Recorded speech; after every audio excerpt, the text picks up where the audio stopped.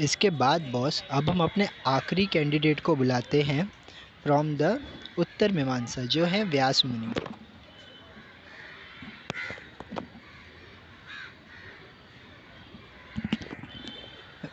उत्तर मीमांसा वेदांत का अंत, या जिसे वेदांत कहते हैं, जो वेदों का अंत है। इसकी अगर समय की बात की जाए तो ये वेदों के समय का ही है। इसके ऑथर हैं वेद व्यास और इसके पर्याय नाम है ब्रह्म सूत्र, वेदांत सूत्र, शारीरिक सूत्र, भिक्षु सूत्र। अब ये जो वेदांत संप्रदाय है ये भारत में बहुत तेज़ी से फैल रहा था, क्योंकि इनका मूल जो ग्रंथ था वो वेद ही था, और वेद हमारे सबसे प्राचीन और प्रथम ग्रंथ होने के कारण उसका महत्व हम सबसे ज़्यादा करते हैं। तो इसलिए इसमें अलग अलग विचारधाराओं वाली संप्रदाय बन गई, जैसे द्वैत अद्वैतवाद, द्वैतवाद, जिसमें ड्वेलिज़म नॉन ड्वेलिज़म था। द्वैतवाद यानी प्रकृति पुरुष, और नॉन ड्वेलिज़म मतलब जिसमें वो ब्रह्मा और माया को बोलते थे। अद्वैतवाद जिसमें वो सृष्टि के रचयिता कारण ब्रह्मा को ही मानते थे, जिसमें शंकराचार्य थे 8th सेंचुरी के। विशिष्ट द्वैतवाद जिसमें ब्रह्मा प्लस द्वैतवाद को जोड़ा गया था।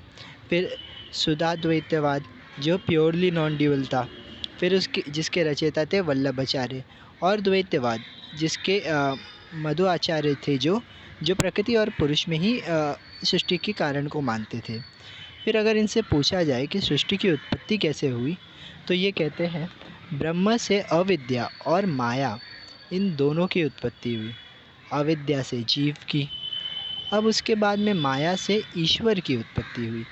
ईश्वर को प्रभावित और जीव को प्रभावित गुण निकले। ईश्वर को प्रभावित सात्विक गुण और जीव को प्रभावित तीनों त्रिगुण निकले। फिर अव्यक्तादिवाद को इन्होंने बताया। ये एक बड़ा ही सुंदर बात है, जिसमें ये मन, शरीर, आत्माओं को जोड़ते हैं एक रथ के उदाहरण से। ये कहते हैं शरीर एक रथ है, जिसकी रथी आत्मा है, जिसकी सारथी बुद्धि है, जिसके ऊपर लगाम मन का लगा है, जिसके घोड़े इंद्रिय है, और उनके विषय जो हैं वो उन घोड़ों के चारे हैं।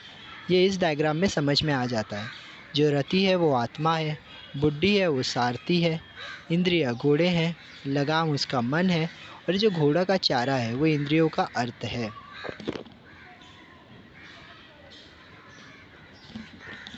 फिर इसके बाद में आ जाता है विवर्तवाद। विवर्तवाद भी कार्यकारणवाद का ही कार्यकारण सिद्धांत का ही एक नया रूप है।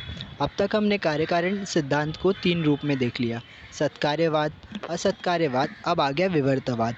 विवर्तवाद कहता है ब्रह्म सत्य जगत मिथ्या, यानी कार्य कारण ये सब दरअसल मिथ्या है और हकीकत सिर्फ ब्रह्मा है। मोक्ष इनसे पूछा जाए तो मोक्ष के बारे में इनका अपना मत है कि ब्रह्मा में आत्मा का मेल ही मोक्ष है। इसके बाद में इनसे अगर पूछा जाए कि शरीर के तत्व या संसार में कितने तत्व हैं, तो कहेंगे 10 इंद्रियाँ, उसके अलावा पंच तन्मात्रा, पंच महाभूत, मन, बुद्धि, अहंकार और जीव, 24 तत्व। आत्मा की अगर इन्हें डायमेंशन पूछी जाए तो स्थूल आत्मा, सूक्ष्म आत्मा और कारण आत्मा। इनसे शरीर की अवस्थाएं पूछी जाए तो जागरूक, स्वप्न और स्वप्तित। अगर इनसे पूछा गया कि ये जो है महाभूत कैसे बने, तो इसमें ये अपना पंजीकरण सिद्धांत देते हैं, जिसमें ये कहते हैं कि एक महाभूत जो है वो उसमें सभी पंच तन्मात्रा हैं, पर किस रूप से। जैसे कि अगर मैं पृथ्वी महाभूत को उदाहरण लेता हूँ तो उसमें आधा तो पृथ्वी महाभूत होगा और जो बचा आधा है वो बाकी सारे महाभूत होंगे, यानी उस हाफ का 4 हिस्सों में बटेगा, यानी 1/8 बाकी महाभूत होंगे।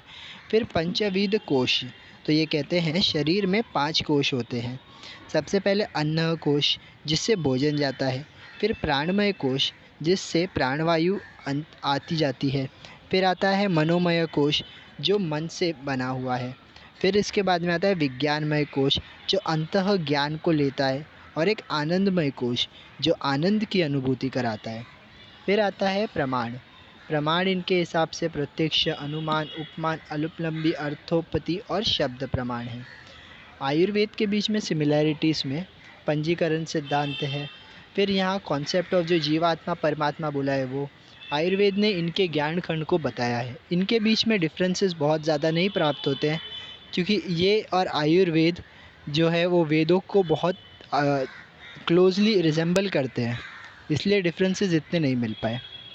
तो बॉस ये था हमारा आखिरी सिद्धांत जो है उत्तर मीमांसा। Thank you.